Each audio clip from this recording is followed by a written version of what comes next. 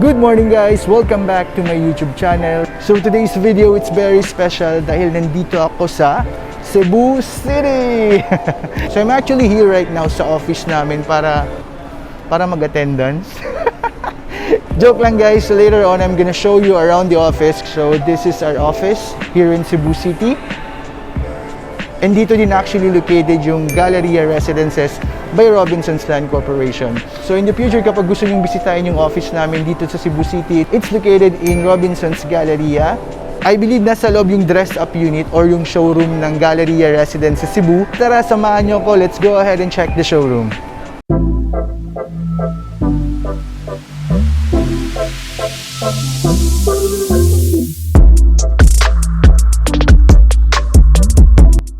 So guys, andito na ako sa loob ng showroom or dress-up unit. So let's go ahead and check first the one bedroom with balcony for Galleria Residences.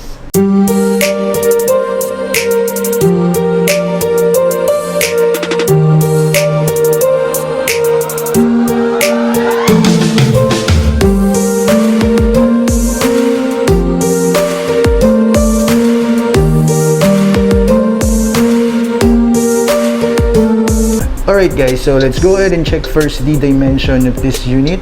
So for the one bedroom with balcony, it has a total area of 40.50 square meter. The unit area will be 36 square meter with a balcony area of 4.50 square meter. The kitchen cabinets and the countertop are actually included on the deliverable of this unit. So, na-observe ko lang na sobrang spacious from the living area going to your dining area and of course your entrance. Alright, so let's go ahead and check first the balcony. So for the balcony area guys, we have 4.50 square meters. So this is going to be the actual size.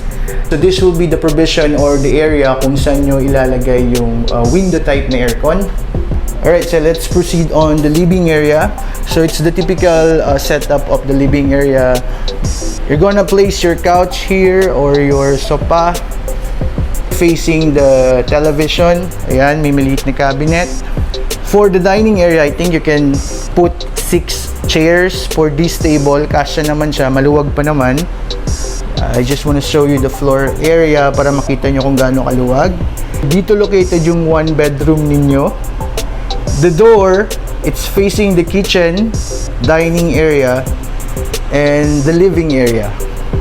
So kung mapapansin niyo, ang toilet and bath, it's located inside the bedroom. So let's go ahead and check first the bedroom. Ayan.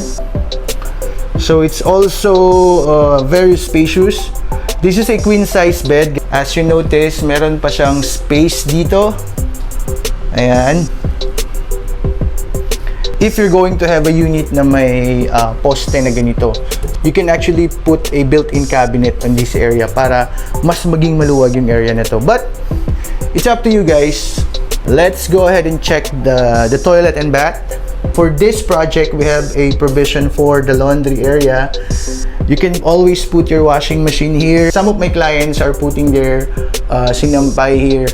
Bakit nga ba maarte ka? It doesn't come with a glass partition, but look at the space naman, no? Bakit nga ba maarte ka? See? The delivery comes with these parts. So, including the rain shower and telephone shower. And also the water closet and the sink. But not with the washing machine. Of course, may mga magtatanong if the furnitures and appliances are included. Siyempre hindi. Siyempre hindi included yung appliances and furnitures inside this showroom or dress-up unit. Which I think it's great because you can always choose for your preferred size and preferred brand for the furnitures and the appliances. Alright guys, now we're done checking on the one bedroom with balcony here at Galleria Residences. Now let's go ahead and check the two bedroom unit with balcony.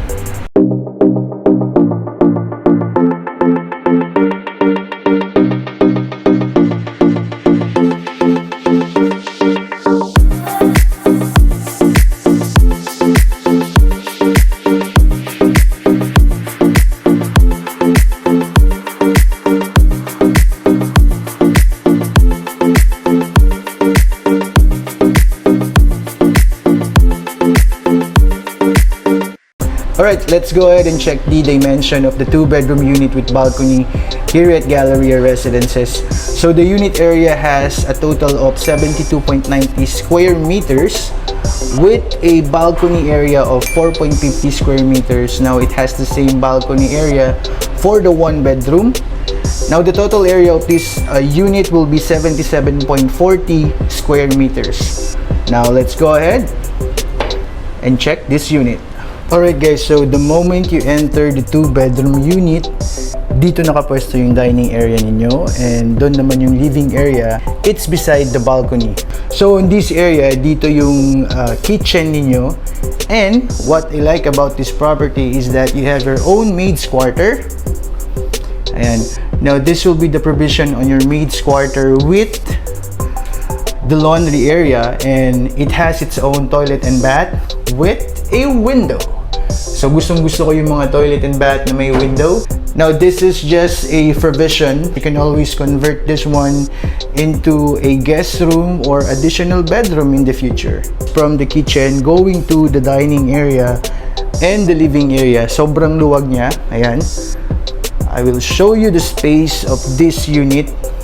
For the living area guys, we have the same layout. You can always put your sofa on this area, your table, and your television on that area. Alright, so the balcony has the same size with the 1-bedroom balcony.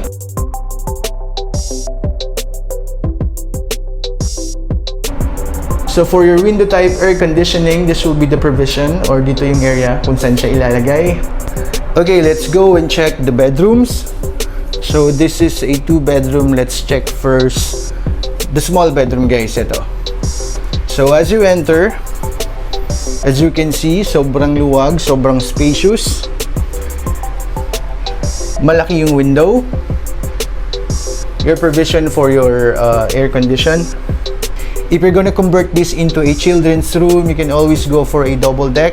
But the size of the room, it can actually fit a queen size or a king size bed.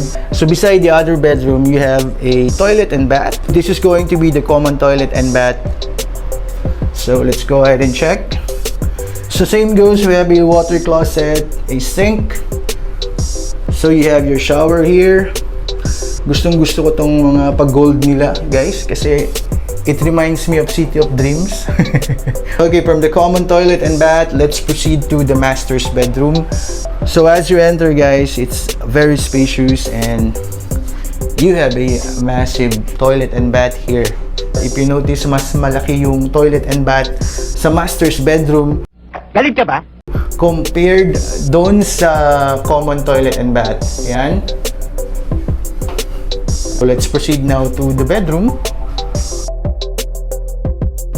So you can place your closet here or your cabinets. I think pwede pa siya hanggang 3 doors. Diba? Para mas malaki, mas organized.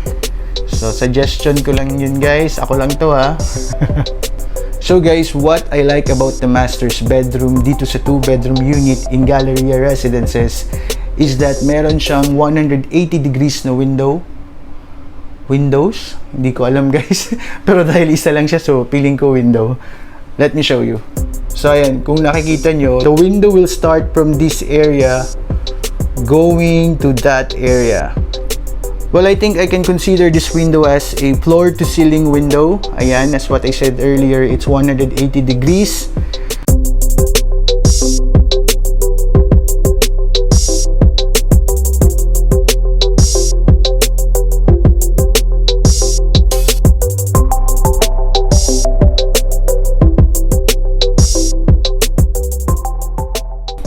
Alright guys, and that's it for today for our Galleria Residences tour here in Cebu City.